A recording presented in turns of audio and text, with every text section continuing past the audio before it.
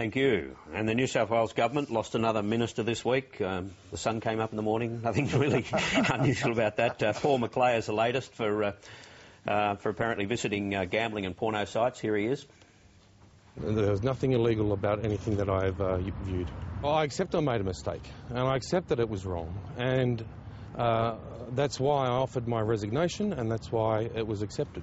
I've made clear my view that that sort of behaviour is not the standard that I expect from a minister, and I expect the highest of integrity from ministers. It is almost identical scandals. Just insert name and write the same story, file the same footage.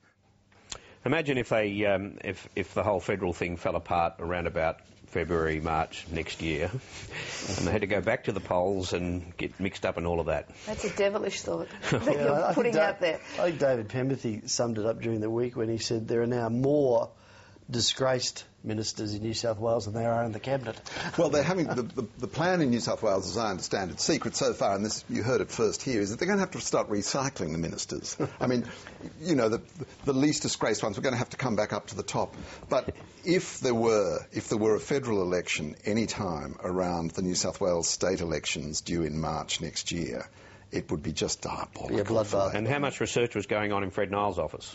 A great deal, but the truly troubling thing to discover, because of course, you know, the porn allegations, you know, 200,000 hits on porn sites in Fred's office, yet Fred is claiming never to have seen any pornography in his life. He's been campaigning on it for decades, but has never seen it. It's really tragic. He was asked whether he'd seen Debbie Does Dallas. He said no, he'd never seen any pornography. Curious. Well, in Queensland, they're at least attempting to enjoy some of what's going on in Canberra at the moment. Here's Andrew Fraser, the Treasurer, and yeah, he says it puts a whole new spin on things.